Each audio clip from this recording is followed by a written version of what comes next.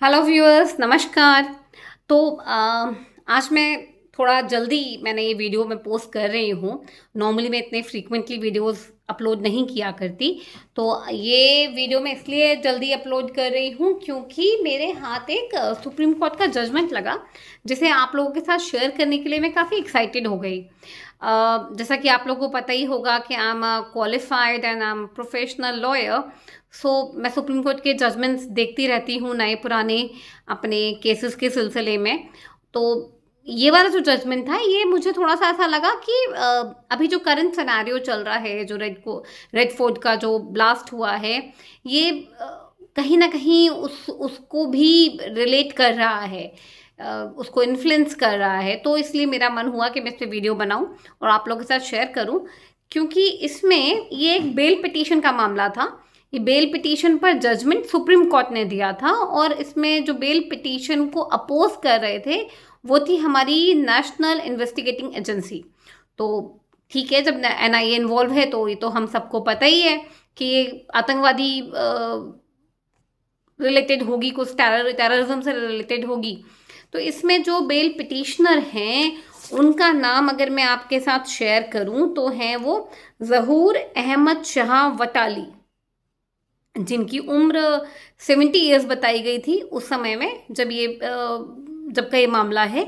ये असल में एक एफआईआर फाइल करवाई थी एनआईए ने मई 2017 में, जो कि पुलिस अपने एनआईए के पुलिस स्टेशन में फाइल की गई थी। और इसमें जो सेक्शंस लगाए गए थे वो लगाए गए थे 120 बी, 121 और 121 ए, जो कि आईपीसी के सेक्शंस हैं और बड़े सीरियस सेक्शंस होते हैं ये। इसके अलावा इसमें यूएपीए भी लगाया गया था। वो तो हमें पता ही है कि that is effectively for the terrorism and the देशद्रोह का मामला and all that. So UAPA act 1967। और इस एफआईआर में जो एक्यूज नंबर 1 थे वो थे हाफिज मोहम्मद सईद। एंड आप सही समझ रहे, ये वही हाफिज मोहम्मद सईद हैं, कुख्यात आतंकवादी, डी फेमस आतंकवादी, जिनको कि हमारे देश के लोग 26/11 के हमले के लिए जानते हैं या उनके नाम से चिढ़ते हैं, परेशान होते हैं। तो सोचिए, जिस एफआईआर में एक्यूज नंबर 1 हाफिज मोहम्मद सईद हैं, उसी एफआईआर के एक्यूज नंबर 10 हैं ये ज़हूर अहमद शाह वटाली, जिन्होंने अपनी बेल पिटीशन सबसे पहले डिस्ट्रिक्ट कोर्ट एनआईए में लगाई थी 8 जून 2018 को, और ये वहाँ से रिजेक्ट कर दी गई थी। फिर ये इन्होंने अपनी अगली बेल पिटीशन हाई कोर्ट में लगाई 13 सितंबर 2018 को, और हाई कोर्ट से इनको बेल ग्रांट कर दी गई। अब वैसे तो भाई फ्री ट्रायल होनी ही चाहिए, लेकिन फिर भी सोचिए कि जिन एक्यूज्ड के कनेक्शन सीधे सीधे हाफिज मोहम्मद सईद से बताए जा रहे हैं, एनआईए कह रही है, और जिनके कनेक्शंस पाकिस्तानी एम्बेसी से भी बताए जा रहे हैं, जिनके कनेक्शन पाकिस्तान गवर्नमेंट में बैठे बहुत सारे सीनियर ऑफिशियल्स के साथ बताए जा रहे हैं, उनकी बेल पिटीशन हाई कोर्ट से ग्रांट कर दी गई। अब एनआईए को तो ये मंजूर नहीं हो रहा होगा, तो एनआईए फिर भागी भागी सुप्रीम कोर्ट गई, और सुप्रीम कोर्ट में उन्होंने फिर से इस बेल को अपोज करने की एप्लीकेशन डाली। और फिर सुप्रीम कोर्ट ने जो जजमेंट दिया वो मैं आपके सामने पढ़ना चाहूँगी। तो ये सुप्रीम कोर्ट ने हाँ, एनआईए के बहुत सारे फैक्ट्स को एक्सेप्ट किया। उन्होंने डिस्ट्रिक्ट कोर्ट ने जो जो जजमेंट दिया था उसको ही अपहेल्ड किया, और इसमें इन ज़हूर अहमद शाह वटाली पर मनी लॉन्ड्रिंग के हवाला के चार्जेस थे, जिससे कि ये क्लियर पता चल रहा था कि ये हमारे देश में आतंकवादी संगठनों को फॉरेन कंट्रीज से लाए हुए फंड्स प्रोवाइड कराते हैं।